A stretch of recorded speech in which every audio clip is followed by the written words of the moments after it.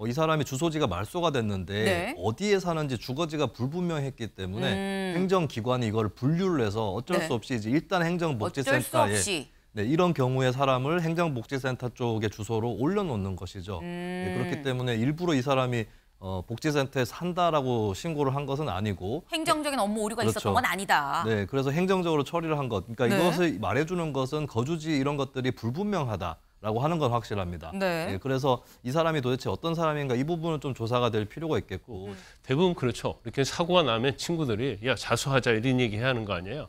그렇죠. 근데 벤치 차량 가지고 또 도망갈 수 있게 도와주고 또 도피할 수 있도록 또 다 제공해주고 네. 휴대폰 빌려줘서 태국으로 또 도망갈 수 있도록 항공권도 끊을 수 있게 해주고 이런 행위를 보면 제가 볼 때는 이 가해자하고 주변에 있는 사람들이 그렇게 뭐 정상적으로 생활을 한 사람들은 아니다 이런 생각이 들어요. 그러면 뭐 조폭 우는 뭐 이런 얘기도 나오고 있는데 저는 이제 그럴 가능성도 상당히 이제 배제할 수 없다 이렇게 봅니다. 근데 네. 마세라티 음주 뺑소니범 태국 도주시도 무지개 국내 주소는 광주 행정복지센터더라라는 겁니다. 행정복지센터라고 요즘에 얘기하지만 쉽게 얘기해서 동사무소예요. 동사무소에서 산다고? 국내 주소가 동사무소라고? 라는 얘기인 겁니다. 마세라티 음주 뺑소니범 누구냐? 아마 다들 아실 거예요. 너무나 이제 유명한 사건이어서. 지난 24일 새벽 3시 10분쯤에 광주에서 앞에 있는 오토바이를 그대로 치고 뺑소니 도망갔습니다. 도망을 갔는데 결국 인천에서 잡혔어요. 관련 영상 같이 보고 오시죠.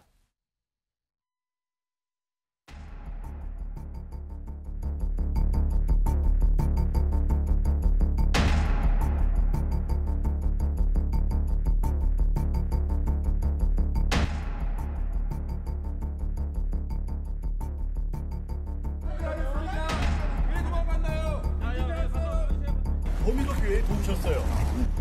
원도표 알고 도우셨나요? 네, 사실 사고 당시 그리고 난 다음에 영장실질심사 때 모습을 봤는데 피의자 당사자가 아니라 물론 저기도 뭐 피의자긴 합니다만 도망친 사람을 도와준 혐의로 피의자인 그러니까 이른바 조력자만 나왔습니다. 당사자는 내가 더 이상 뭐 구속영장이 뭐 맞는지 안 맞는지 영장실질심사 받지 않겠다 그냥 받아들이겠다라고 실질심사를 포기를 했다고 해요. 근데 일단 첫 번째 요거부터 좀 짚어봐야 될 것 같아요. 김수민 의원님. 저 동사무소 살아요라고 주소 신고를 한 거 아닙니까? 근데 이게 신고가 받아들여져서 민증상 이게 광주 행정복지센터로 지금 주소가 돼 있다는 거 아니에요?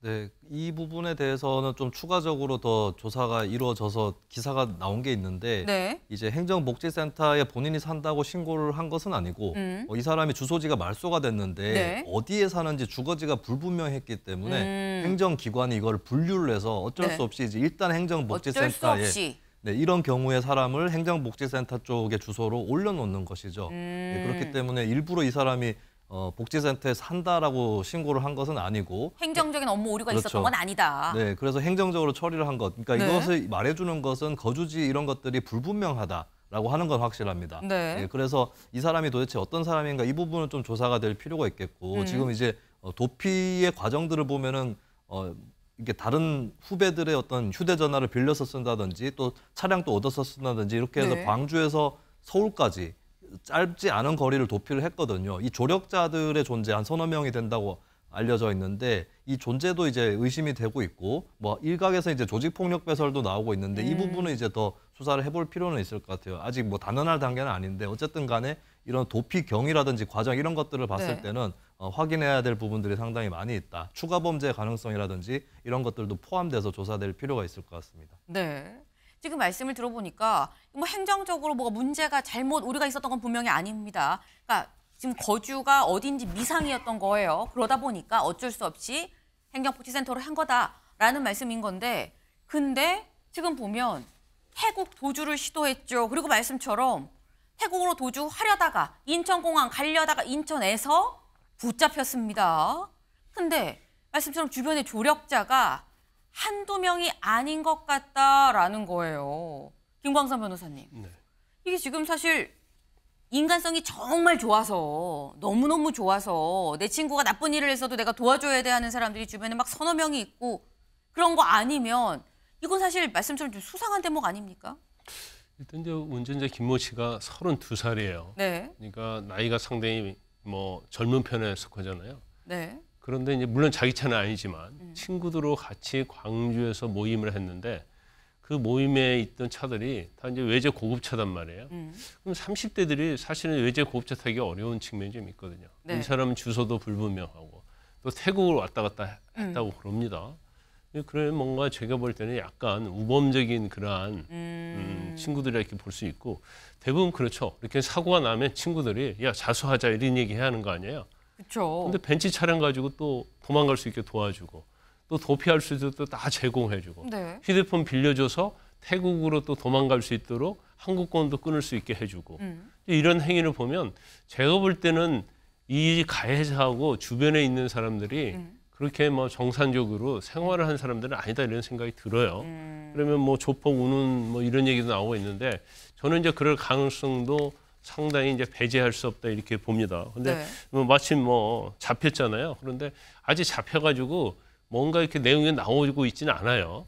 그렇지만 한국에서 주소지도 불분명하고 이런 걸 전체적으로 보면 네. 상당히 이제 범죄와 가까운 그런 사람, 가해자, 그런 친구들 이러다고 볼 수가 있어요. 그래서 아마 추가적으로 좀 뭐가 좀 많이 나올 거라 봅니다. 그래서 이거 자체가 네. 그냥 뭐 단순한 어떤 교통사고, 사망사고, 도주사고가 아니고 네.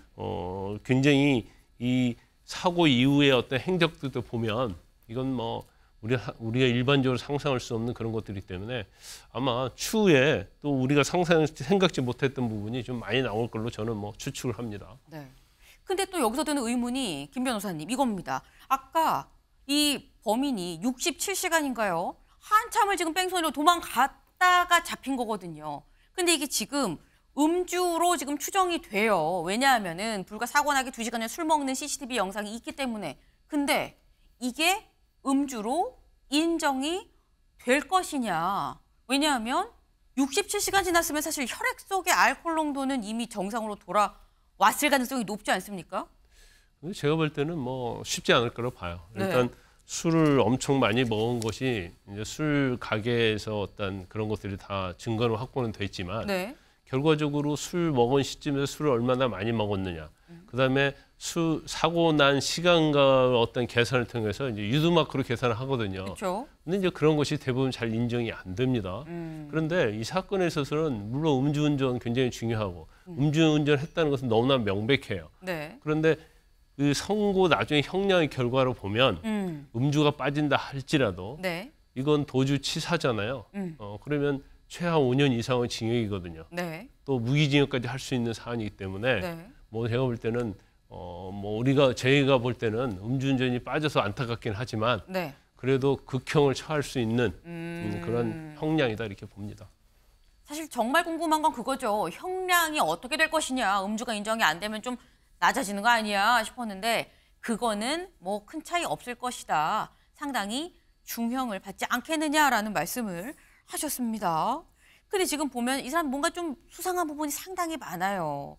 일단 뭐 직업이 없는데 외제차를 타고요. 태국 왔다 갔다 하고요. 국내에서 어디 뭐 거주하는지 행적도 좀 불분명하고요.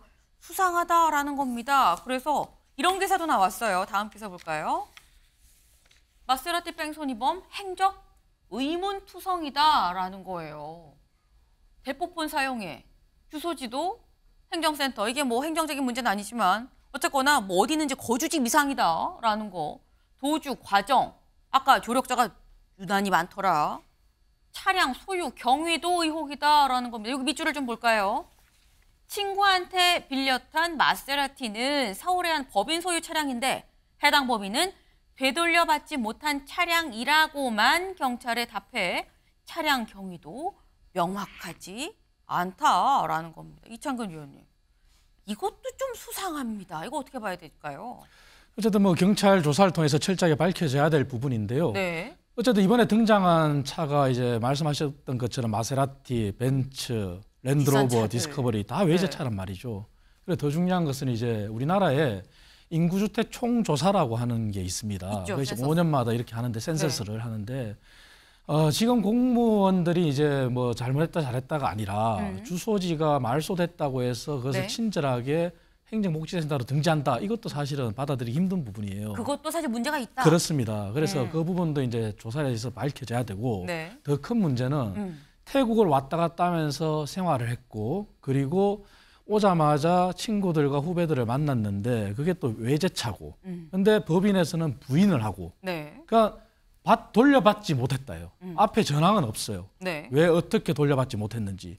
그렇다면 그 법인과의 연관성도 충분히 의심을 살 수가 있죠. 그렇기 때문에 이번 사건은 단순한 음주, 치사, 네. 도주 여기에 국한하지 않고 네. 저것이 가령 엄청난 사건으로 번질 수도 있는 거거든요. 그래서 철저하게 이번 사건을 계기로 경찰이 조사해서 밝혀주기를 바라는 거죠.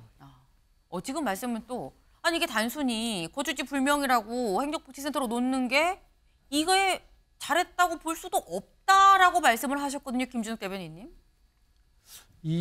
이번 사건은 20대 청춘 남녀가 특히 여성분은 그 현장에서 바로 이 운명을 달리하신 그런 아주 충격적인 사건 아닙니까? 그리고 나서 나중에 확인을 해보니까 이 사람이 거주지도 불분명하고 네. 또 뭐 이 모든 행적 자체가 불분명한 이런 상황인데 이것을 단순 음주운전 교통사고로만 볼 것이냐? 그렇지 않고 조금 더 광의의 개념으로 네. 이걸 판단해 봐야 될 필요가 있는 거 아니냐. 그래서 좀 경찰이 좀 적극적으로 수사에 임해야 된다. 이런 목소리들이 지금 굉장히 크게 나오고 있는 상황이고요. 네.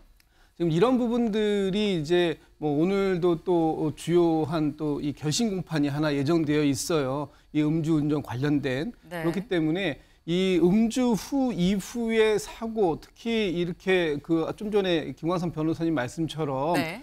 구체적인 음주량이 측정되지 않는 경우에도 위드마크 공식을 통해서 이렇게 적용하지만 사실 그게 쉽지 않게 재판부에서 좀 적용되지 않는 부분이 있는데 네. 이런 부분들에 대한 개선이라든지 그래서 반드시 좀 전에도 뭐 그 직전 사고도 음주와 관련된 것이지만 네. 음주와 관련된 사고에 있어서만큼이라도 명확하게 그 부분에 대한 가중 처벌이 될 수 있도록 이 좀 전반적인 제도의 개선까지도 함께 논의해 볼 필요가 있는 사안 같습니다. 네. 말씀처럼 이 사안도 결국 음주가 연관이 됐고요. 그리고 이전에 앞서서 저희가 다뤘던 묻지마 사건 역시도 음주였습니다. 음주하면 심신미약이니까 주치감경 어느 정도 좀 괜찮겠지라는 순진한 생각은 이제 해선 안 된다라는 게 오늘 나오신 저희 패널분들의 얘기예요. 법이 바뀌었다라는 거죠. 감경해야 한다가 아니라 할 수 있다로 바뀌었기 때문에 재판부에서 적용을 하지 않는 게 요즘 추세라고 합니다. 네.